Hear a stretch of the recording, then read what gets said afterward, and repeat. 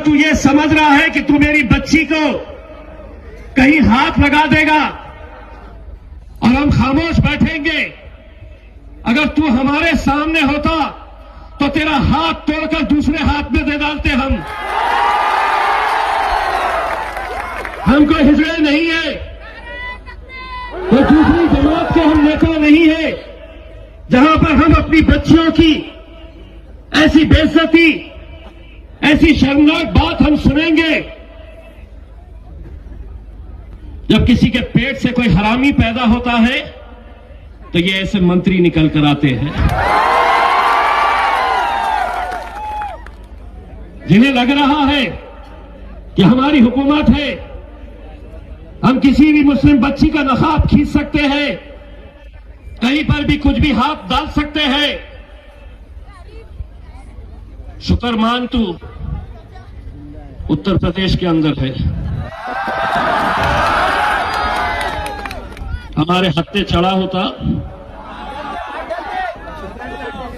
चाचा, हम किसी को नहीं छोड़ते हैं, इनके बाप को नहीं छोड़े हमने, तो ये क्या चीज है? कोई दूसरी जमात के हम नेता नहीं है, जहां पर हम अपनी बच्चियों की ऐसी बेइज्जती, ऐसी शर्मनाक बात हम सुनेंगे।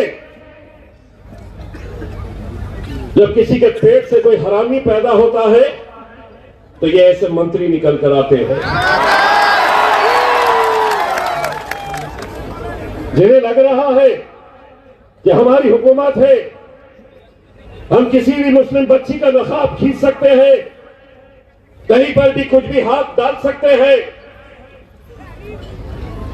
शुक्र मान तू उत्तर प्रदेश के अंदर है,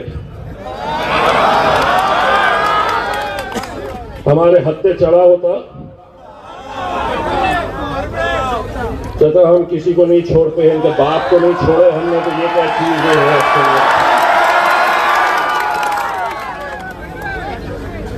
एक हद होती है मेरे भाई, लेकिन इस घटना ने एक बात तो हमें बता दिया है कि इस मुल्क के अंदर जिस दौर में हम रह रहे हैं वो कैसा दौर है।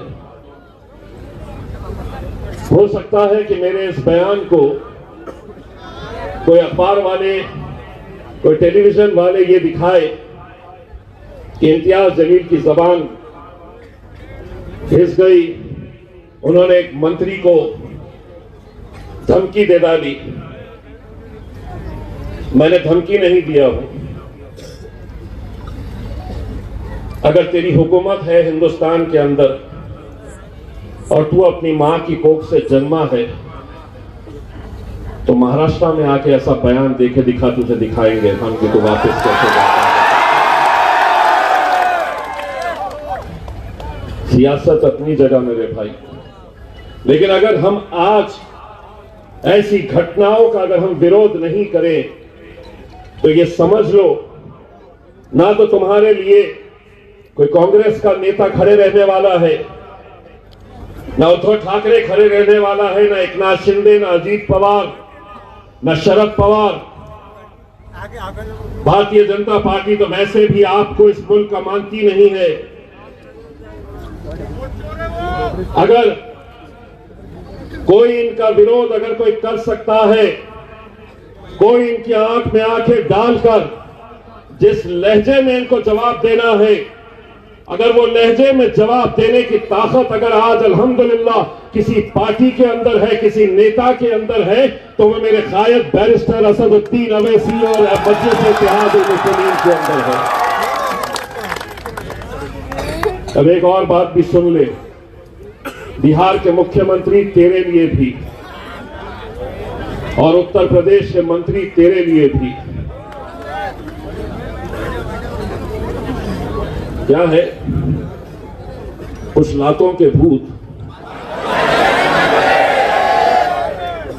बातों से नहीं मानते, जिस भाषा में उनको समझ में आती है उसी भाषा में उन्हें जवाब देना पड़ता है। तो मेरा जवाब यह है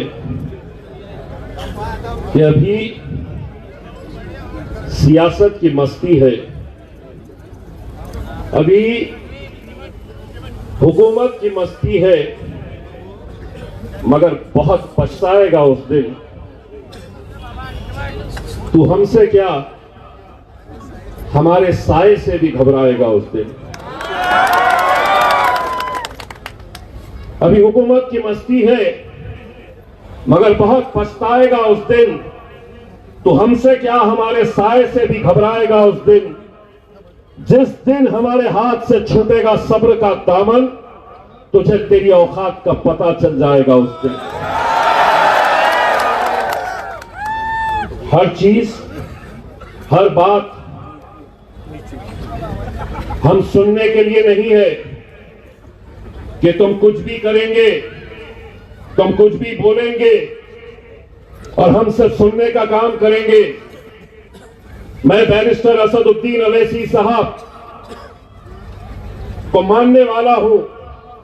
उस शख्स ने इस मुल्क के मुसलमानों को अगर कोई एक सीख दी है तो यही सिखाया है कि जुल्म होगा, ज्यादतियां होंगी, तकलीफें सहनी पड़ेगी, लेकिन उसके बावजूद भी हम इस जमहूरियत के अंदर रह के संविधान के हिसाब से हम हुकूमत से लड़ते रहेंगे। और लड़ने का मतलब यह है कि सारे लोगों को इस बात की तकलीफ है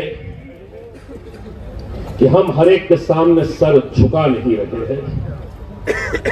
उन्हें तकलीफ इसी बात की हो रही है कि एक कांग्रेस का मुसलमान है वो खामोश रहता है, अजीत दादा के पीछे गुलामी करने वाले बहुत सारे मुस्लिम लीडर्स हैं वो खामोश रहते हैं, उद्धव ठाकरे को मानने वाले मुसलमान वो खामोश रहते हैं। लेकिन ये कैसा बोलते हैं, ये क्यों बोलते हैं?